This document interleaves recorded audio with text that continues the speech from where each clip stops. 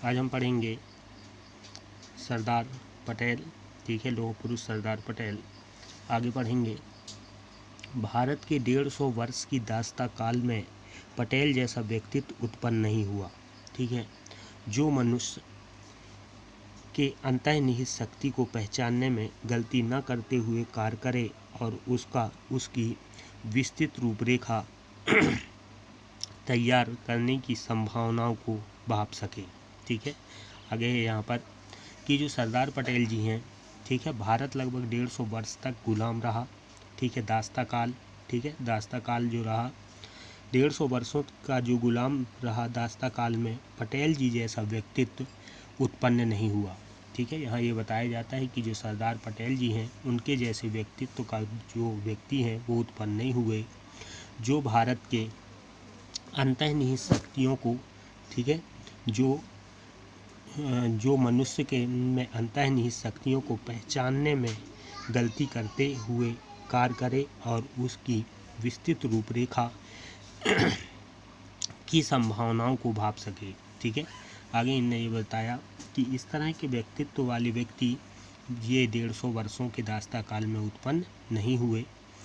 सरदार पटेल का मस्तिष्क संकेतात्मक ज्ञान कोश के समान था, ठीक है। सरदार पटेल जी का जो मस्तिष्क है वो संकेतात्मक ज्ञान कोश के समान था, ठीक है। संकेत के माध्यम से ज्ञान क्या करते थे, वह प्राप्त कर लेते थे, उसके समान था। ऐसा प्रतीत होता है था मानो उनके मस्तिष्क में प्रत्येक बात अपनी सूची के अनुसार लेबल लगी हुई व्यवस्थित रखी रहती है, ठीक है।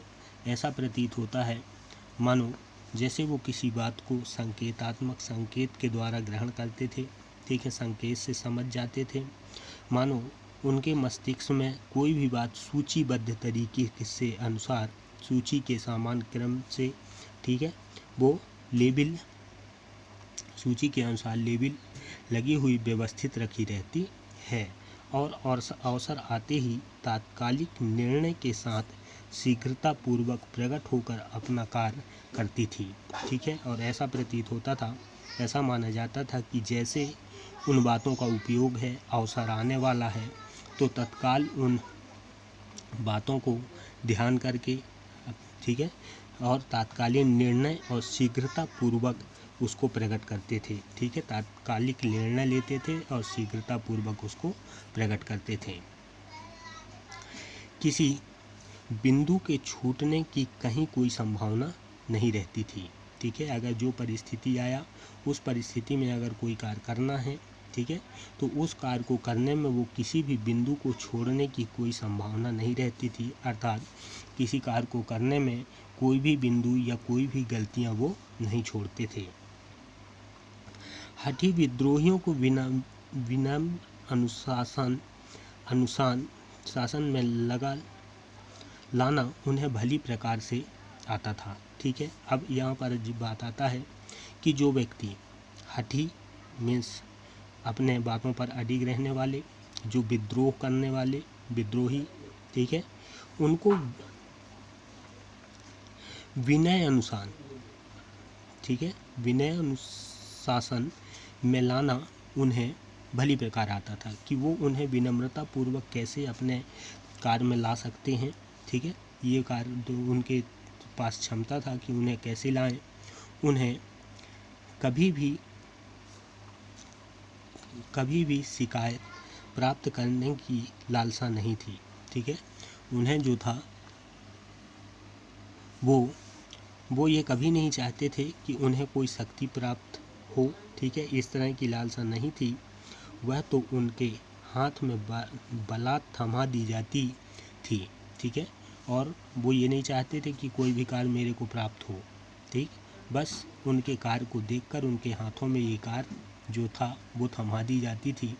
किसी भी कार्य की पूर्ति के अंतिम क्षण तक वे अपने आप को पर्दे के पीछे ही रखते थे। उनका जो व्यक्तित्व है, जैसे मान लो कोई कार्य उनको मिला, उस कार्य को करने के लिए, ठीक है, जब तक उस कार्य की पूर्ति नहीं हो जाता, ठीक है, जब तक वो कार्य पूर्ण नहीं हो जाता, उसके अंतिम क्षण तक, ठीक है, कार्य पूर्ण होने तक वो अपने आप को पर्दे के पीछे रखते थे।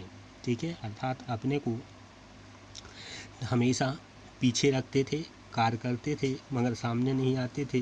किंतु जिस युद्ध का उनको सेना नायक बनाया जाता उसमें उनकी आज्ञा अंतिम होती थी।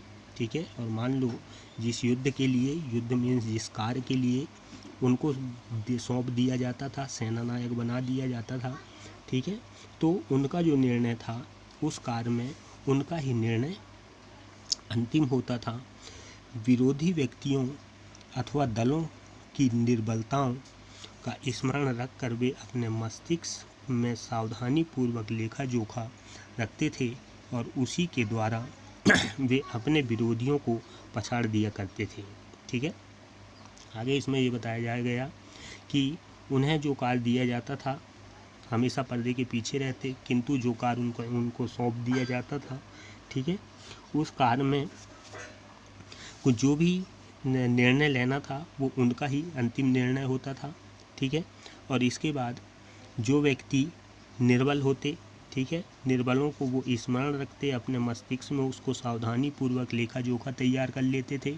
ठीक है, कि कौन क्या विरोध करेगा, कैसे कार्य होगा, ये सारा लेखा जोखा तैयार रखते थे और उसी के द्वारा वो अपने विरोधियों को पछाड़ दिया करते थे।